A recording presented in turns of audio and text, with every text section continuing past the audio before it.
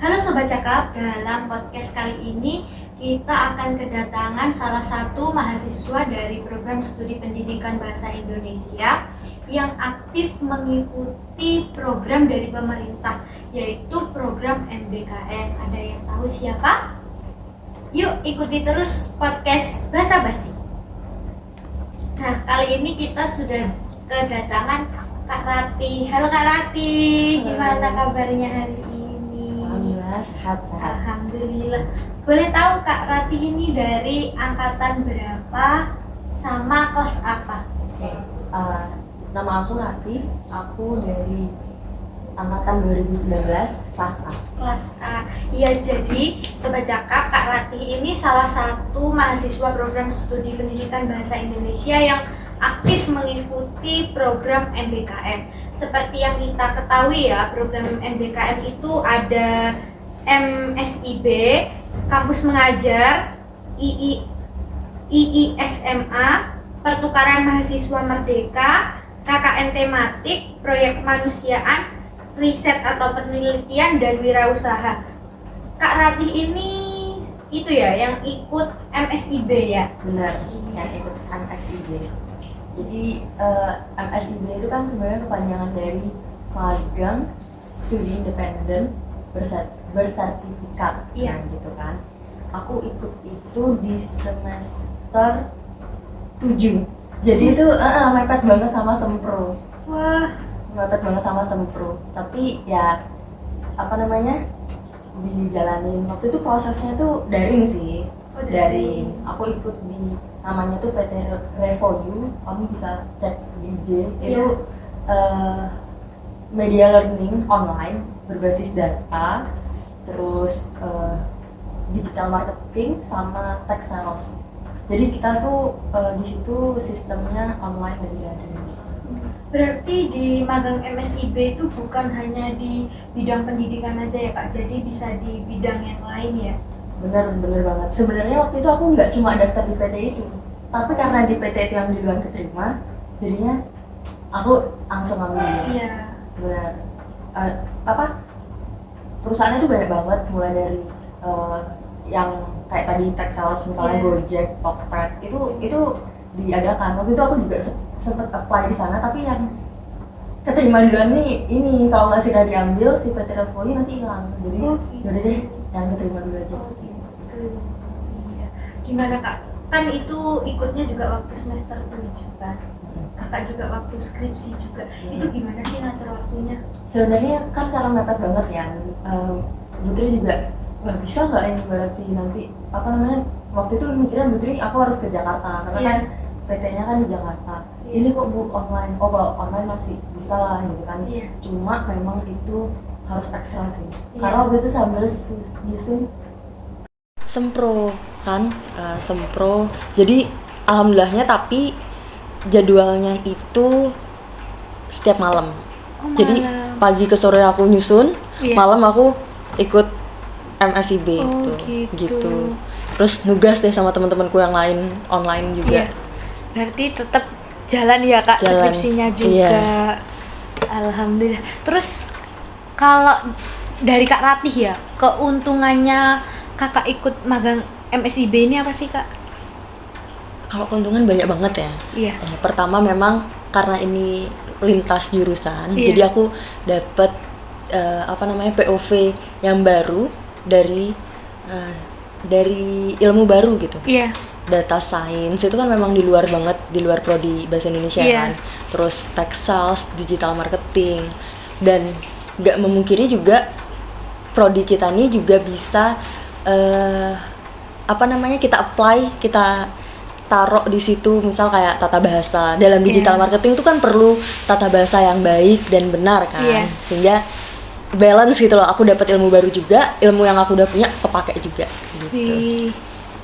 Terus keuntungan, tips buat teman-teman biar bisa keterima MBKM, terutama MSIB. MSIB, emang sih MSIB ini cukup challenging ya, karena di luar pendidikan kan.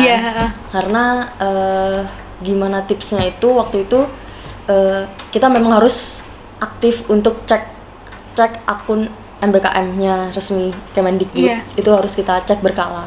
Terus kita cek syarat-syaratnya itu apa aja sih. Sebenarnya syarat-syaratnya nggak yang harus punya prestasi di bidang yang kita akan ikuti, kayak misalnya digital marketing yang data science itu kan aku nggak sama sekali nggak kan. Nah, tipsnya itu kita ini sih, selama ada kemauan kita ikutin alurnya, dan selama kuliah tuh kita juga berusaha untuk mencari nilai yang terbaik supaya nanti kita apply itu juga IPK segini, itu make sense, itu sesuai lah dengan apa yang kita mau gitu. Jadi kalau tipsnya tuh kesimpulannya IPK-nya bagus, sering aktif lihat situs Kemendikbud, sama harus punya kemauan dan tekad gitu sih. Gitu. Tekad itu yang paling penting ya, Kak? Bener. Sebenarnya nggak melulu tentang aku lo nggak pinter, nggak, selama ada kemauan pasti kita bakal kejar itu sampai kita dapet. Terus yang mendorong, yang memotivasi Kak Ratih untuk ikut MBKM ini apa sih, Kak? Yang mendorong untuk mengikuti sebenarnya waktu itu karena pandemi ya, kita semua online gitu ya. Jadi waktu itu aku kayak merasa kurang dengan apa yang aku sebenarnya bukan kurang ya, lebih kayak aku harus cari sesuatu yang bisa mengimprove terutama ilmuku gitu kan. Kalau kita ke kampus, kita ketemu orang, kita bersosialisasi, sebenarnya itu udah cukup gitu kan. Tapi karena kita di rumah gitu kan, jadi aku nggak bisa nih kalau aku diem doang. Apalagi waktu itu sudah mulai, teman-teman itu sudah mulai KKN gitu kan. Nah, karena aku tuh sebenarnya nggak KKN juga. Oh, nggak KKN. Karena aku ikut kampus mengajar juga sebelumnya. Oh, ikut KM juga? Berarti 2 program loh, Sobat Cakep. Itu kakak ikut yang apakah kampus mengajar itu semester berapa? Sebenarnya malah kampus mengajar dulu di semester 5. Terus aku di semester 6 kuliah biasa. Semester 7 baru, makanya mepet sekali nih Putri gitu kan. Terus ya udah dicoba aja kalau online gitu. Tapi bisa ya, Kak. Jadi makanya pas semester 7 kan kalau teman-teman yang lain itu kan KKN. Terus PLP gitu kan. Aku udah terkonversi nih di kampus mengajar. Jadi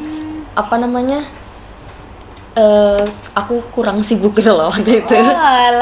Makanya tapi ikut gitu. lagi. Ya, aku harus ngisi kekosongan konversiku gitu. Jadi aku ikut dulu waktu kakak yang ikut KM itu kakak dapet di mana?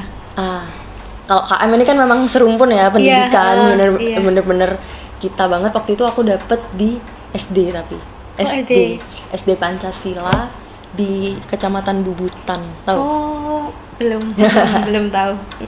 Ya, di situ. Itu semester 6 ya, Kak? 5. Oh, 5 ya. 5. Masuk 5. Kalau dari kakak nih ya, lebih sulitan KM apa MSIB? Keduanya punya ini sih. Kalau lebih sulitan menurutku dua-duanya sama ya. Karena memang kita sebagai mahasiswa yang apalagi waktu itu pandemi juga kan, jadi mengeksplor itu tuh keduanya tuh menurutku punya tantangan masing-masing. Kalau SD aku kan bukan bukan yang sekolah dasar. Cuma ada beberapa mata kuliah yang cocok dengan pengajaran metode SD. Itu kan kayak di semester 1 kita dapat pendidikan karakter itu kan bisa kita apply di situ. Terus ada RPP itu kita bisa apply juga di SD itu. Dan menghadapi anak-anak waktu itu usia kelas 1 malah aku dapetnya. Kelas 1 SD. Dan itu mereka yang nanya yang ini itu kan bener-bener tantangan baru kan buat aku gitu.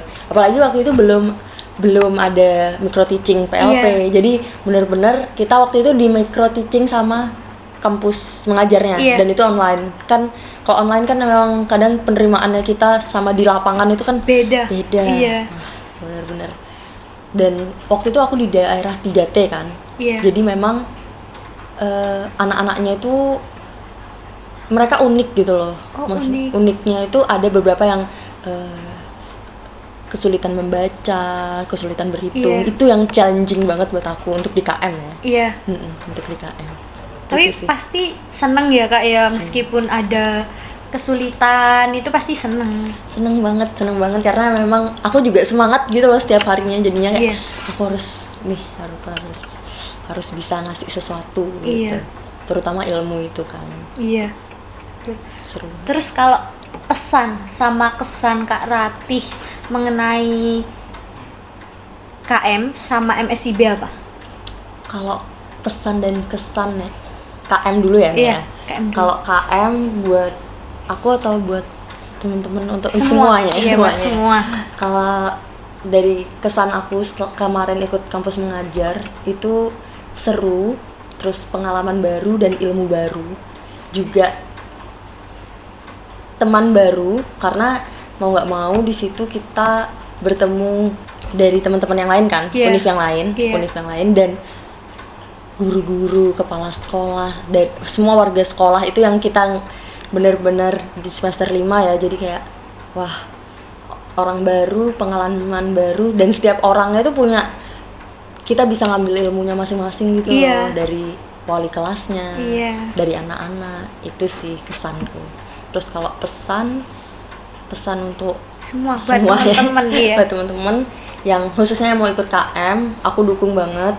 Selain kita bisa apply apa yang kita dapat di prodi kita sendiri, kita juga dapat ilmu baru. Jadi jangan takut sih untuk KM kalau menurutku. Iya. Oh iya, lupa. Kan sukanya tadi udah, ada dukanya nggak sih Kak? Dukanya itu sebenarnya pasti ada ya. Iya. Cuma tertutupi sama apa ya, kenangan yang Oh, terlalu sama indah, senengnya anak-anak. jadi ketutup gitu ya. Iya, mungkin dukanya pas ada project kita nih, project Iya. aku sama teman-teman yang nggak bisa dipakai di sekolah. Iya. Itu kan sedih nih, kita udah Iya. nyusun tapi nggak bisa dipakai. Terus juga kemarin tuh kita sempet buat taman adiwiyata kan Iya. di sekolah. Aku nggak tahu sekarang gimana. Soalnya biasanya kalau kita tinggal berapa hari gitu kan, udah tanamannya udah Iya, nggak ada yang ngurus gitu kan. Karena memang juga sumber dayanya kan juga masih kurang. Iya. Jadi itu sih dukanya. Tapi overall aku suka. Suka. Suka Seneng ya Kak ya. seneng banget. Seneng. Nah, itu tadi testimoni dari Kak Ratih mengenai MBKM. Udah banyak sukanya daripada dukanya ya Kak ya. Tuh, dari situ udah apa?